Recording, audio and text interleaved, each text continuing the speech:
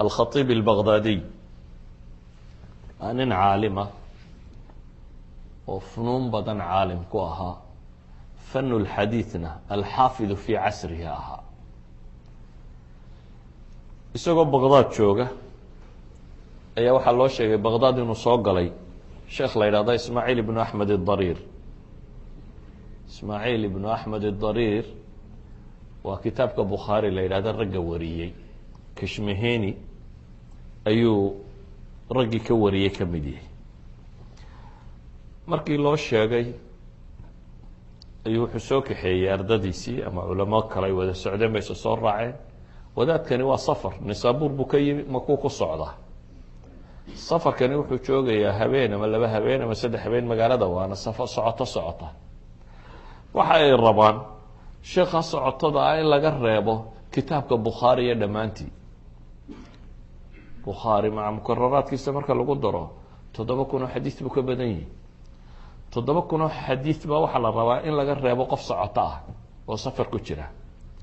habeenkii koowaad bay u yimaadeen maqribka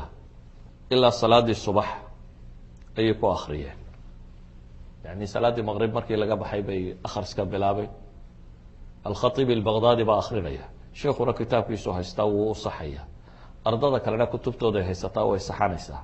wixii uu sheekhu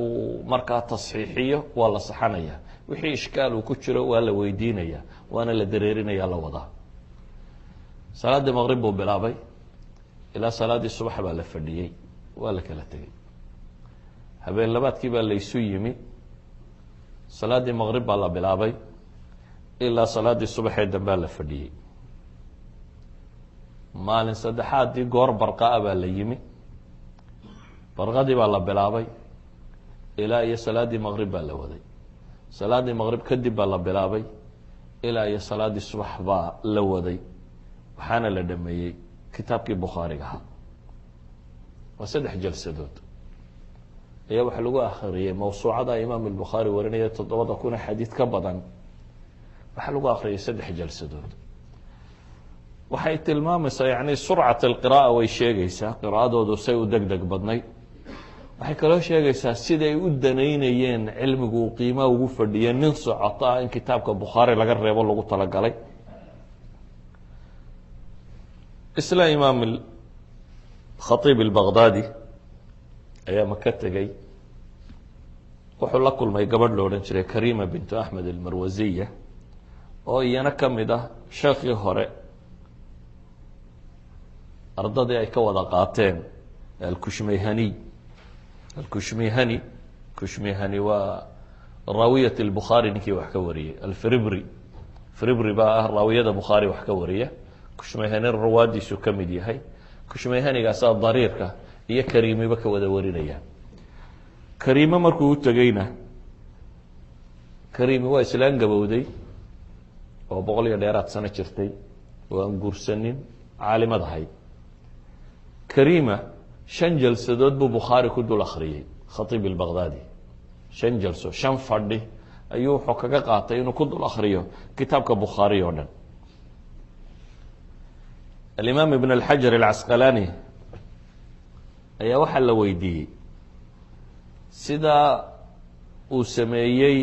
khatiib albaqdaadi oo kale adigu marna qiraa'o ma samaysay wuxuu yihi maya laakiin aniga qiraa'adaydii bukhaari aan sheekha ka qaatay anigu 10 majlis baan kaga qaatou leeyahay 10 fadhi oo qura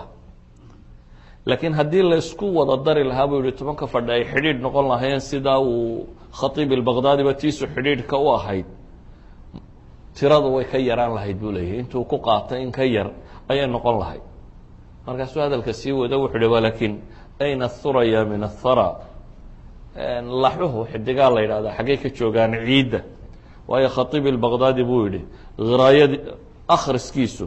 fii gaayati sixa waljawda buu ahaa buu yihi waa qiraa'o aada u saxiixa oo qurux badan bay hayd buu leeyahy oo loo faa'iideynayana ardayda dhinacyadiisa joogta oo uu maqashiinayay majliska dadka joogo dhamaysa ay wax u saxdaan